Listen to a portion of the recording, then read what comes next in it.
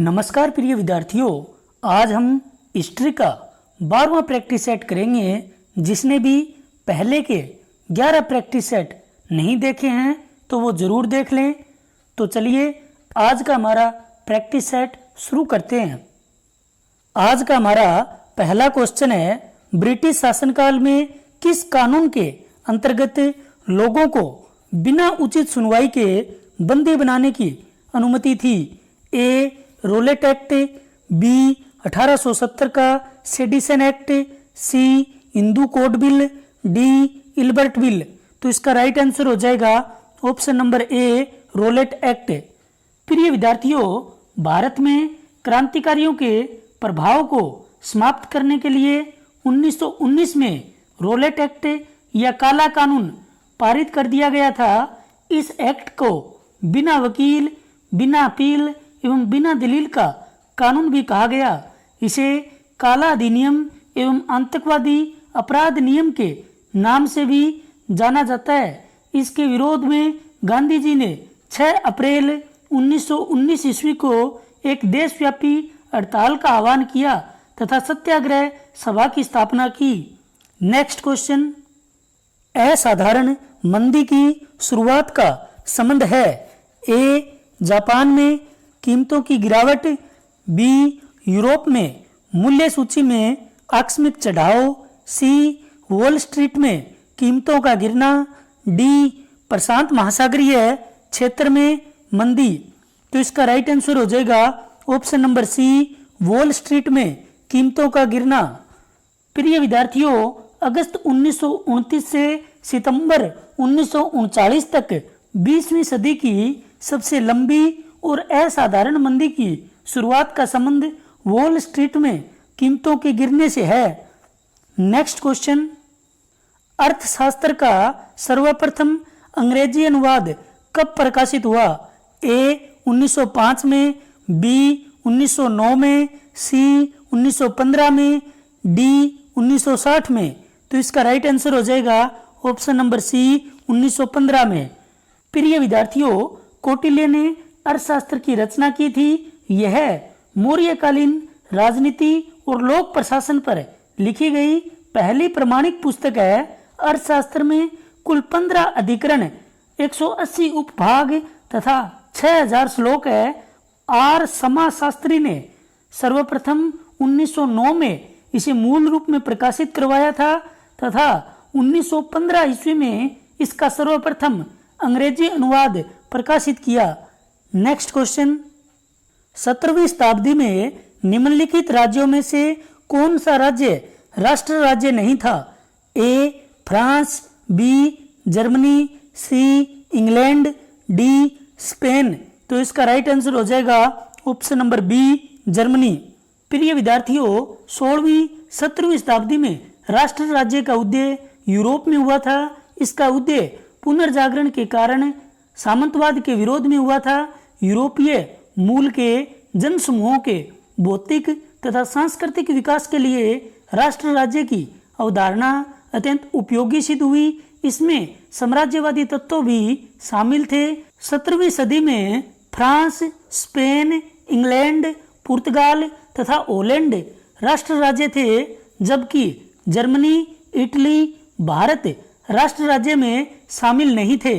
राष्ट्र राज्य की अवधारणा के अनुसार राष्ट्र राज्य उन्हें कहा जाता है जहां एक केंद्रीकृत शासन व्यवस्था, एक सामान्य पहचान पर आधारित समुदाय आदि उपस्थित हो। जर्मनी और इटली में 19वीं सदी तथा भारत में 20वीं सदी में राष्ट्र राज्य की अवधारणा उभरी। यूरोपीय संदर्भ में राष्ट्र राज्य वेस्टफेलिया की संधि 1648 के पश्चात राज्यों की आधुनिक प्रणाली से जुड़ा हुआ था, इसलिए इसे वेस्टफेलियन प्रणाली भी कहा जाता है। Next question, planned economy for India 1936 का लेखक कौन था? A. R C. Dutt, B. M. Visvesvaraya, C. N G. Ranga, D. Are. Gadgil. तो इसका राइट आंसर हो जाएगा option number B, M. Visvesvaraya. प्रिय विद्यार्थियों, सन 1936 ईस्वी में सर एम. विश्वेश्वरैया ने अपनी पुस्तक the planned economy for India में राष्ट्रीय आय को 10 वर्षों में 2 गुना करने का लक्ष्य रखा। इन्हें भारत की योजना आयोग का जनक कहा जाता है। नेक्स्ट क्वेश्चन, निम्नलिखित में से कौन से जिले मद्रास प्रेसिडेंसी में उत्तरी सरकार के थे? ए मुस्तफानगर, एलोर, कोंडविडू, राजमुंद्री। बी राजमुंद्री, मुस्तफानगर, मछलीपट्टम, एलोर। सी मुस्तफानगर, एलोर, राजमुंद्री, चिक्काकोल। डी चिक्काकोल, मुस्तफानगर, एलोर, कोंडविडू। तो इसका राइट आंसर हो जाएगा ऑप्शन नंबर सी, मुस्तफानगर, एलोर, राजमुंद्री, चिक्काकोल। प्रिय विद्यार्थियों, मद्रास प्रेसिडेंसी के उत्तरी सरकार में मुस्तफानगर, एलोर, राजामुंद्री, चिक्काकोल आदि नगर सम्मिलित थे। नेक्स्ट क्वेश्चन, सूची 1 को सूची 2 से सुमेलित कीजिए और निम्न कूट से सही उत्तर का चयन कीजिए। सूची 1 में दे रखा है मध्य पाषाण युगीन स्थल, तो इसका संबंध हो जाएगा बागौर से। और लघु पाषाण उपकरण, इसका संबंध हो जाएगा लंगनाथ से। और नियमित कृषि का आरंभ, इसका संबंध हो जाएगा बीरबानपुर से। और कैल्सेडोनी का संबंध हो जाएगा चौपानी मांडो से। तो इसका राइट आंसर क्या हो जाएगा? 2, 1, 3, 4। ऑप्शन नंबर ए इसका राइट हो जाएगा। नेक्स्ट क्वेश्चन, निम्न स्थलों में से किस स्थल पर प्रस्तर उपकरण निर्माण का केंद्र पाया गया? ए महबूबनगर, बी मलप्रभा, सी इसामपुर, डी पालघाट। तो इसका राइट आंसर हो जाएगा ऑप्शन नंबर सी, इसामपुर।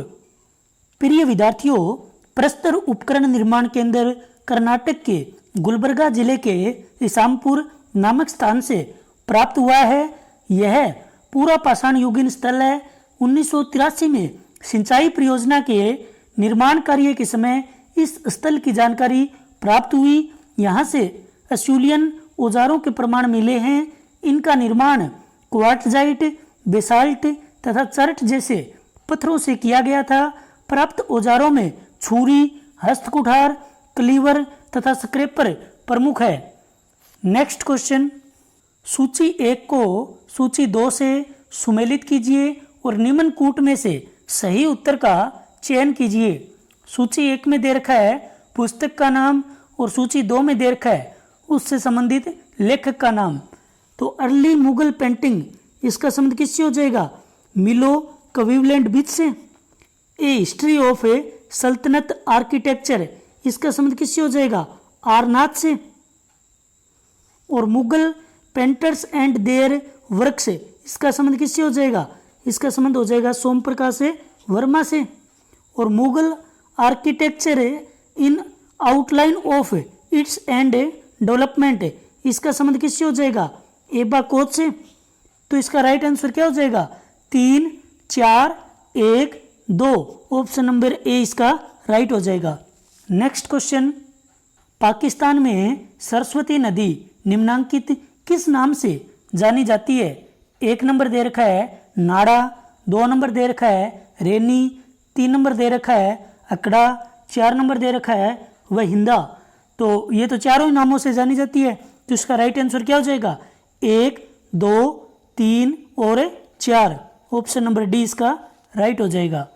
प्रिय विद्यार्थियों, प्राचीन संस्कृत साहित्य में सरस्वती नदी का प्रमुख स्थान है।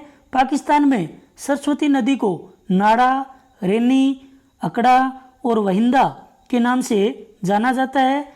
और 19वीं और 20वीं शताब्दी के अधिकतर इतिहासविद वैदिक सरस्वती नदी की पहचान घग्गर अकरा नदी के रूप में करते हैं। नेक्स्ट क्वेश्चन, 10 राजाओं का युद्ध निम्नलिखित किस नदी के तट पर लड़ा गया था? ए सरस्वती, बी सिंधु, सी प्रूषणी, डी व्यास। तो इसका राइट आंसर हो जाएगा ऑप्शन नंबर सी, प्रूषणी। प्रिय विद्यार्थियों, 10 राजाओं का युद्ध प्रूषणी रावी नदी के तट पर लड़ा गया था। यह युद्ध राजा सुदास तथा अन्य 10 राजाओं के मध्य हुआ था, जिसमें 5 आर्य तथा 5 आर्येतर जनों के प्रधान शामिल थे। इस युद्ध में राजा सुदास की विजय हुई। नेक्स्ट क्वेश्चन, विदेह माधव का अपने पुरोहित गौतम राहुगण के साथ पूर्व दिशा की ओर जाने का कथानक निम्नांकित किस में उल्लेखित है? ए. गोपत ब्राह्मण, बी. बृहदारण्यक उपनिषद, सी. शतपथ ब्राह्मण, डी. ऐत्रेय ब्राह्मण। तो इसका राइट आंसर हो जाएगा ऑप्शन नंबर सी, शतपथ ब्राह्मण। प्रिय विद्यार्थियों, विदेह माधव का अपने पुरोहित गौतम राहुगण के साथ पूर्व दिशा की ओर जाने का कथानक शतपथ ब्राह्मण में उल्लेखित है और वैदिक साहित्य का एक महत्वपूर्ण भाग शतपथ ब्राह्मण है जो कि गद्य में लिखा हुआ है। नेक्स्ट क्वेश्चन, सूची 1 को सूची 2 से सुमेलित कीजिए और निम्न कूट से सही उत्तर का चयन कीजिए। सूची 1 में दे रखा है बौद्ध संगीति, सूची 2 में दे रखा है स्थान जहां संपन्न हुए। प्रथम बौद्ध संगीति राजगृह में हुई थी और द्वितीय बौद्ध संगीति वैशाली में हुई थी और तृतीय बौद्ध संगीति पाटलिपुत्र में हुई थी और चतुर्थ बौद्ध संगीति कश्मीर में हुई थी। तो इसका राइट आंसर क्या हो जाएगा? 4, 2, 1, 3। ऑप्शन नंबर 20 का राइट हो जाएगा। नेक्स्ट क्वेश्चन, सूची 1 को सूची 2 से सुमेलित कीजिए और निम्न कूट से सही उत्तर का चयन कीजिए। सूची 1 में दे रखा है शाक्य, तो शाक्य का संबंध किससे हो जाएगा? कपिलवस्तु से। कोलिय का संबंध किससे हो जाएगा? रामग्राम से। और मौर्य का संबंध किससे हो जाएगा? पीपलीवन से। और लिच्छवी का संबंध किससे हो जाएगा? वैशाली से। तो इसका राइट आंसर क्या हो जाएगा? 4, 3, 2, 1। ऑप्शन नंबर 20 का राइट हो जाएगा। नेक्स्ट क्वेश्चन, निम्नलिखित पाली धार्मिक ग्रंथों को कालक्रमानुसार व्यवस्थित कीजिए तथा नीचे दिए गए कूट से सही उत्तर चुनिए। 1 नंबर दे रखा है संयुक्त निकाय, 2 नंबर दे रखा है चूलवग, 3 नंबर दे रखा है सूतनिपात, 4 नंबर दे रखा है बुद्धवंश। तो फिर ये विद्यार्थी ये तो पहले से ही कालक्रम के अनुसार ही है, तो इसका राइट आंसर क्या हो जाएगा? 1, 2, 3, 4। ऑप्शन नंबर सी इसका राइट हो जाएगा। नेक्स्ट क्वेश्चन, निम्नांकित आजीवक संप्रदाय के नेता थे। 1 नंबर दे रखा है मखली गोसाल, 2 नंबर दे रखा है नंदवत्स, 3 नंबर दे रखा है किस संकिच और 4 नंबर दे रखा है भद्द। तो प्रिय विद्यार्थियों, मखली गोसाल, नंदवत्स और किस संकिच ये तीनों ही आजीवक संप्रदाय के नेता थे। तो इसका राइट आंसर क्या हो जाएगा? 1, 2 और 3। ऑप्शन नंबर सी इसका राइट हो जाएगा। नेक्स्ट क्वेश्चन, नीचे 2 वक्तव्य दिए गए हैं, एक को अभिकथन ए और दूसरे को कारण आर कहा गया है।